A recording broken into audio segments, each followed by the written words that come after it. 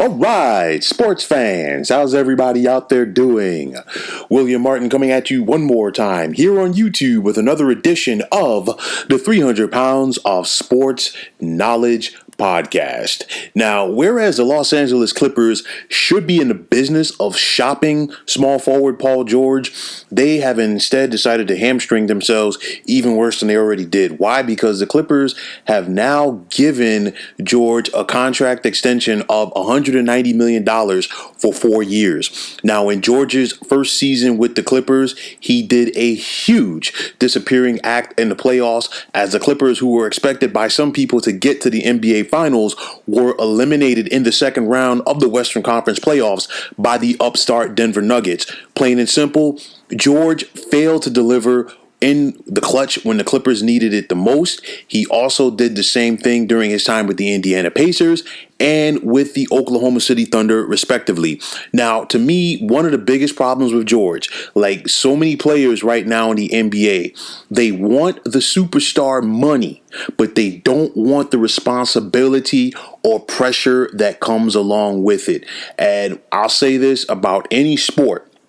When you sign a contract that is paying you upwards of $20 million a year or more, or you are the highest paid guy on your team, or if you are one of the top 10 highest paid guys in your league, you have to deliver. And if you don't deliver, people are going to question you the way that Paul George has been questioned ever since the Clippers were eliminated by the Nuggets a few months ago in the playoffs. Everybody wants the money. Everybody wants sunshine and happiness. But guess what?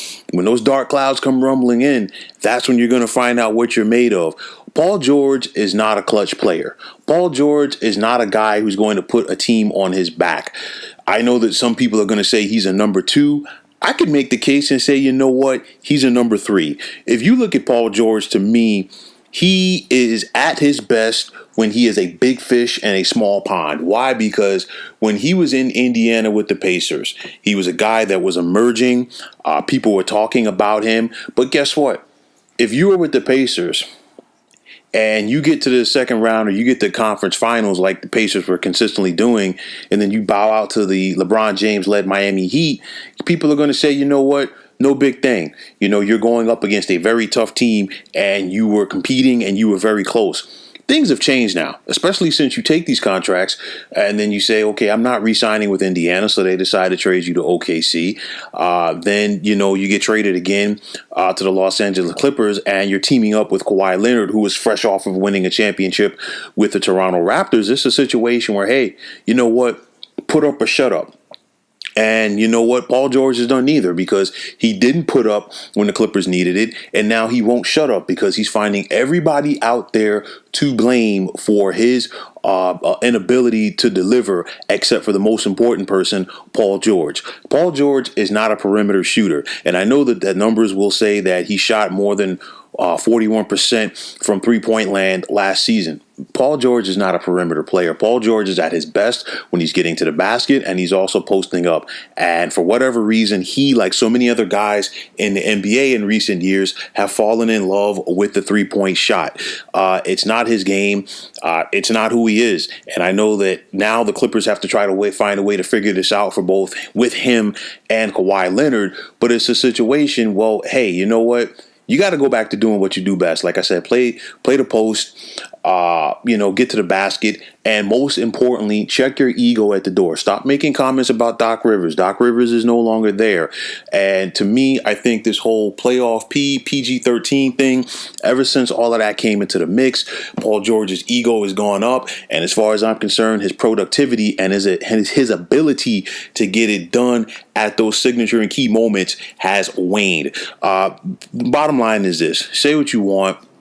The Clippers are not going to win with Kawhi and Paul George as their centerpieces. You have one guy in Kawhi that, you know what, you can't be the face of a franchise if you're unwilling to speak to the media. You can't be the face of a franchise if nobody knows anything about you.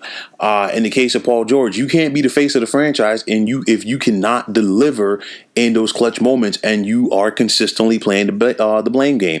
This is what has happened. And I know that the Clippers, I can't even call them a new owner anymore, and Steve Ballmer, he has established himself there with this franchise. This is a franchise that, dating back to their days as the Buffalo Braves, still have not made it past the second round of the playoffs. Whether they were in the Eastern Conference or Western Conference, they still have not gotten it done. These guys had a 3-1 lead on the Denver Nuggets this past NBA season in the second round of the playoffs and could not close them out.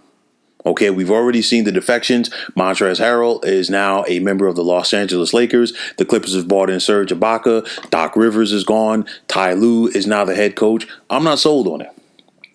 I'm not sold on the Clippers, and I'm not sold on Paul George. A leopard never changes his spots. And you're talking about a situation with Paul George now.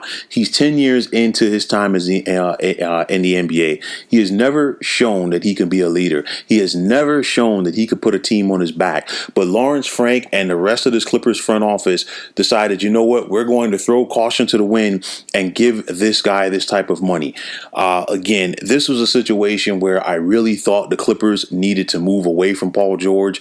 You heard rumblings in the locker room about guys being disgusted by him, especially having the nerve to come speak up and talk about what needed to be done after their loss, and guys just, just scoffed at him, to say the least. It's a situation, we know about the preferential treatment that both Kawhi and Paul George were getting.